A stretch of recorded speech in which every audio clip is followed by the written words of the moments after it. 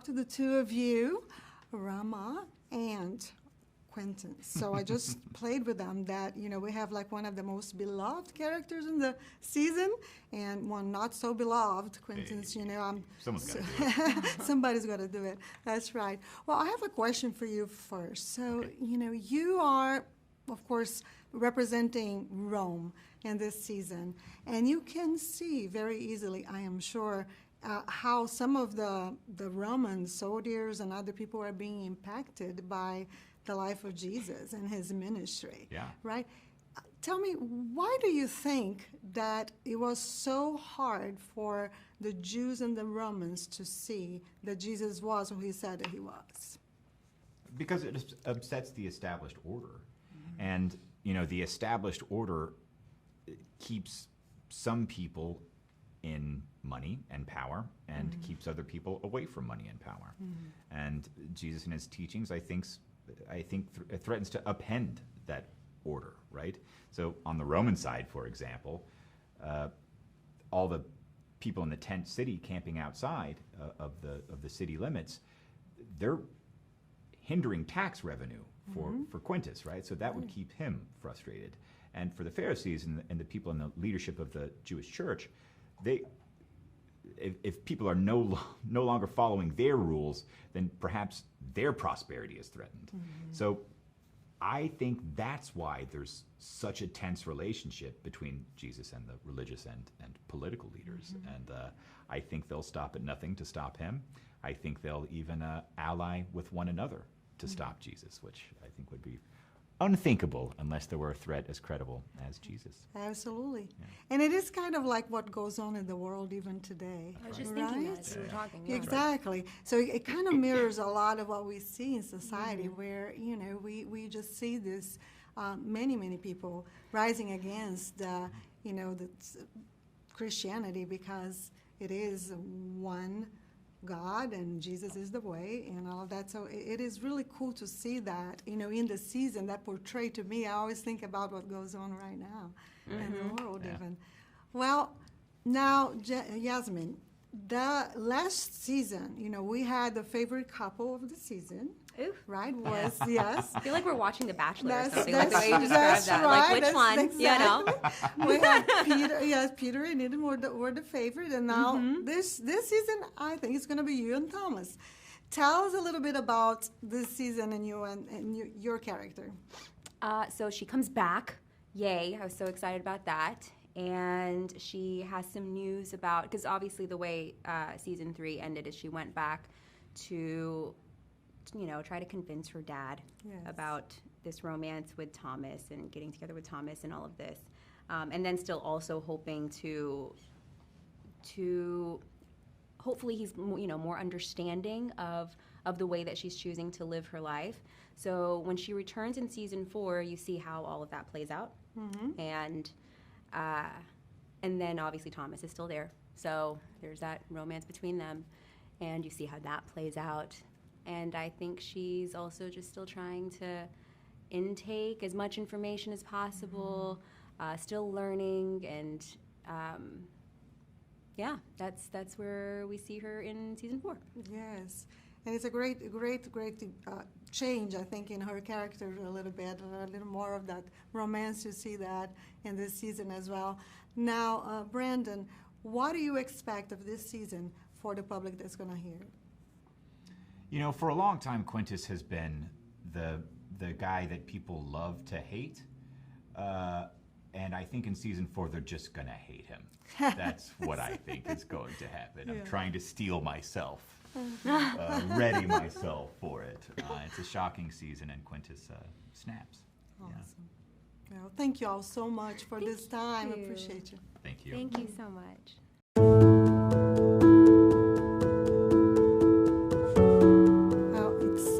To be here talking to Abe and Vanessa. How are you guys doing? Good. Very good. Ready for the season to kick off? Tomorrow's a big day. It is a big day. So exciting.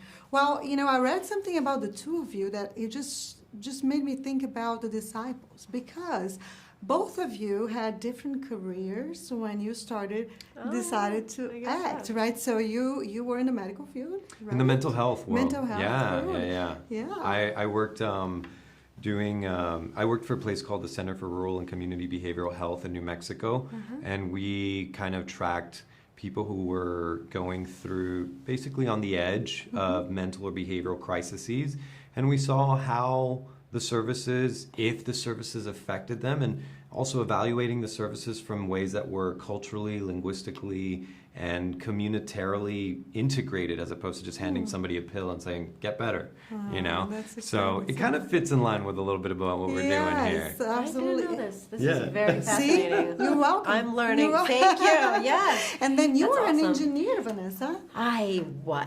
Incredible. I can't call myself an engineer anymore because I haven't practiced in so long. It's like I understand. I'm a speech pathologist by Oh. trade, and and I don't Wow. practice anymore, so I totally understand. Yeah, yeah. But what caught my attention was that I thought, this man that followed Jesus, right?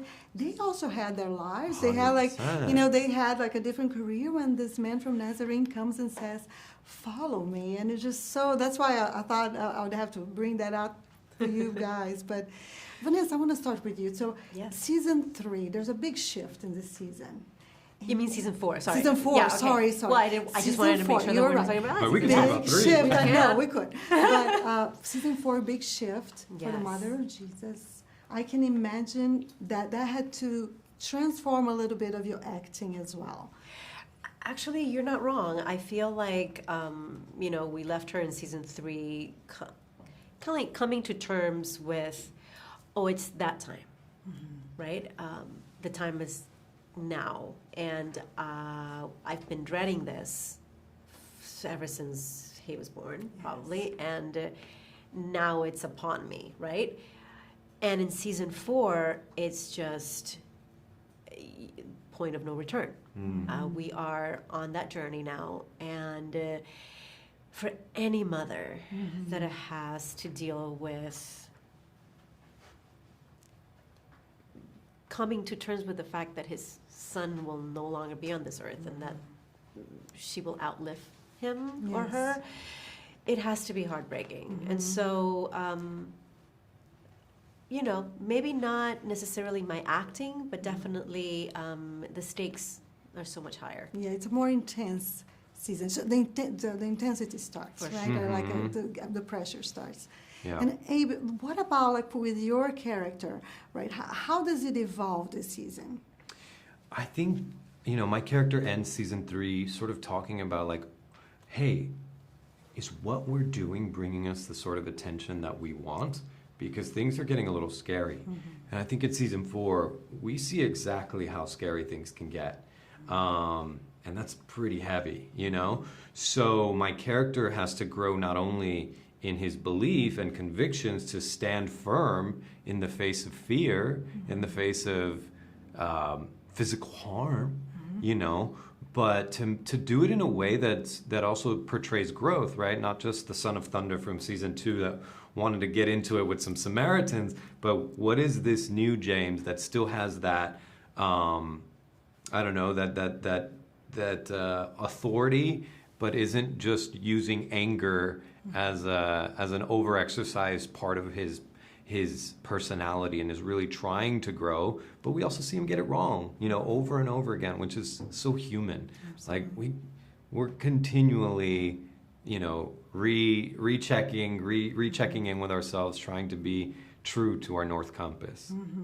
And I think that this is true to this season, not this season, but this show.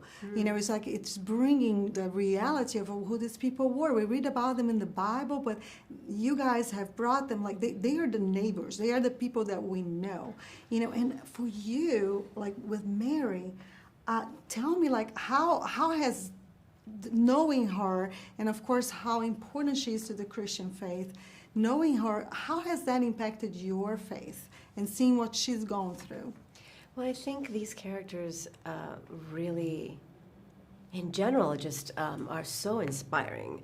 And I love how you said how Big James is trying hard to to reach something, but he gets it wrong. And I feel like that is what we all struggle with. We are trying to be the best version of ourselves, but we have maybe times when we falter and we don't know what to do and we make the wrong decision. And that's not to say that, okay, well, then you're dismissed. It's really just there to make you work a little harder and make you strive a little more towards that best version that you can be. And I feel like that's a very important message from this show. Wow, this was great. Thank you so much, and I Thank look forward you. to seeing you guys on the red carpet tomorrow. You got it. Oh, yes. Thank you. How exciting.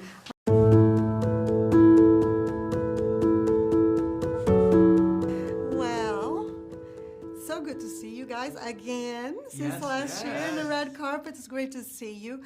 Lots of great things about this new season. I loved already watching a little bit of it, but I have to start with you, Paris. You are one beloved, character in my country, in Brazil. yeah. I think you were one of the Yes. favorites. Tell me, did you have any fan interactions like that you would like to tell us about it? It was really special. For me, all of them is special because they're all so unique, because it represents how each of you have felt and how you connect to the show. But there was, I think season 3 premiered in Brazil in August in the theaters, and there was a supporter there who made Matthew's spoon made out of wood, and she said it was from the Amazon, and so I'm hoping, she was saying she would want to gift it to me, so I'm hoping that can happen. But that's a very special interaction. It just goes to speak how much love I receive from Brazil Yes. every day. I can even show you my phone right now, and I'll just say Brazil with the heart and the know. flag and everything. So that kind of love keeps me going, and it's been, I'm just so grateful. That's wonderful. Well, you are owing me a Portuguese I know, interview. but I did learn some, and you Go ahead. Go ahead. Muito bem, muito bem. Wow, that's so cool. Well, Noah, so you play Jesus' first disciple, really, right? The first one to follow him. Tell me a little bit about the evolution of your character in the series and what we are to expect in season 4. Yeah, it's a great question because as soon as Andrew sees Jesus, it's like, he's the Messiah, drop everything. And so you see Andrew run to Simon and say, the Romans don't matter, nothing else matters, the Messiah is here. Like, stop sulking, please. But what I have found fascinating about Andrew's journey is that Andrew has had to learn that just because Jesus has arrived, it doesn't mean all the problems go away or that all the questions are answered. In some ways, it's become more challenging, more difficult. They're more in danger than ever before. And so to reconcile that of going, well, shouldn't we all be okay now? And why are things going so poorly in a lot of ways? And we see in season 4 that it only gets more and more dangerous. And the disciples don't know how to handle it. They don't know how to protect Jesus, if they even should be if it's their job to protect Jesus, or if Jesus is supposed to protect them. Are they supposed to raise up an army against Rome? No one really knows how to handle it. And we obviously, looking back 2,000 years, we can have our own, obviously hindsight is 2020, but for them, they are very much in the dark. They don't quite understand how to handle it. Absolutely, yes. And it's easy to see, of course, like you said. Absolutely. Now, tell me this. This season, one of my favorite scenes, or parts that I've seen, deals, and as a matter of fact, this season deals with a lot of issues that we all face in life. Mm-hmm. This one season with you is forgiveness. Yes. Oh my gosh, I cried on that scene, by the way. That was just so beautiful. Tell me, did that speak to you personally in some way, in any way? When it comes to forgiveness, how can we all not relate to that? I think we've all been there. I think we've all been on the receiving end of that, or, the giving end when it comes to forgiveness.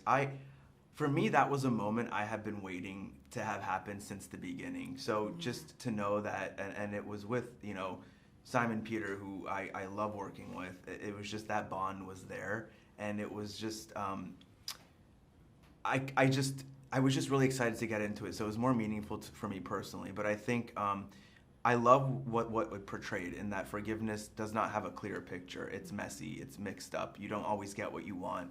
And for Matthew, someone like that who's just trying to do his best and learning in that way, it's just a great journey, a part of his journey that we all get to see this season. Yes, and you see that part that is like it's not a suggestion, right? Forgiveness is not a suggestion when it comes to Jesus. Yeah. You know, it is something that we have to extend to receive. Yes.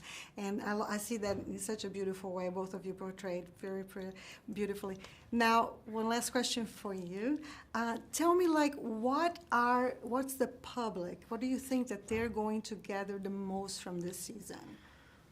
I think that, like the whole story itself, we know how dark it gets, we know how dire, but we also know the end of the story, and there's a reason that the story does not end at the crucifixion.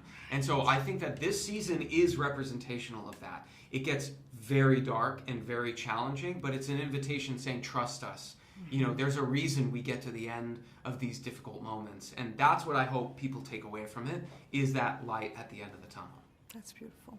Well, muito obrigada. Thank you so much. And I'll see you in the red carpet. Yes, see you tomorrow. Yeah, see you tomorrow. Thank you.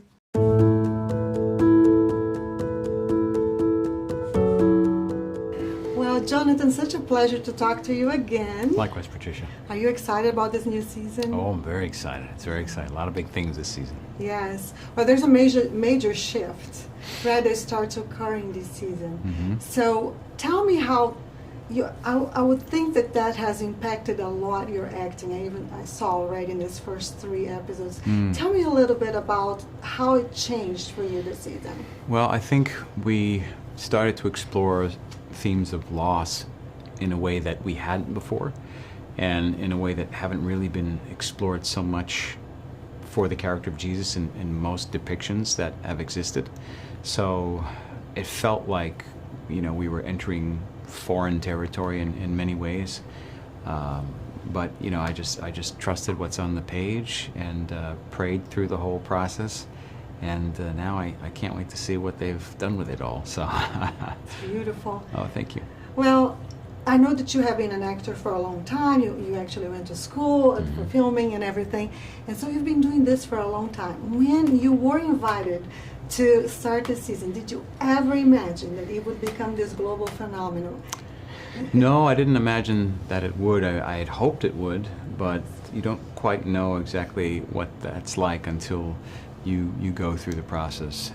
In fact, I document a lot of that process in a documentary I just released called Jonathan and Jesus, and it's essentially about playing this character as I've done with The Chosen, and then having, you know, these conversations with a variety of people, artists, musicians, pastors all around the world, and meeting the fans and what it's like to experience, even with the fans, this identity with Jesus. So it's been quite a wild ride. Yes, and I'll tell you that this is my favorite thing about this series, right?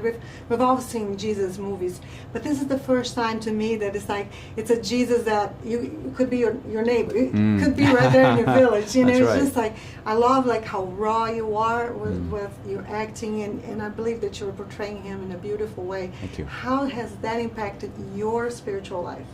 I think it's deepened it. You know, it's just deepened it exponentially and made me want to know him and portray him as authentically as I possibly can. Tell me about your fans, because you just mentioned fans. Yeah. So is there like... Greatest fans in the world. I know, Yeah. right? So I'm from Brazil, and you Okay. know, did you go to the Brazil premiere last year too? No. Or you didn't get to go? But this year I'll be going. You will be going. Awesome. Well, you know, I have a big following in Brazil, and Awesome. they were excited about this interview. Well, what do you expect from the Brazilian people after you've seen all the Flags, you know? lots of flags. They love the flags. Every time I do a live stream, there's like 50 flags from everybody that's from Brazil. So I know who's from Brazil immediately, and for the duration of the live stream, which is just beautiful. Yeah. I love how proud Brazilians are of who they are and their identity and how much they love Christ. And yeah, I'm really excited about going there and seeing Yeah. and meeting a bunch of Brazilians. That's wonderful. Well, just, you know, Brazil is one of the countries where Christianity is growing the most in the world. That's right. And so I do trust and believe that this series has helped that so much. You know, there are a lot of new Praise God. believers in Brazil, so Awesome. I'm so grateful for for what you do, and love this new season. So thank you so Thank much, you. and I look forward to seeing you tomorrow. Thank you so much, Patricia. Appreciate it. Thank you.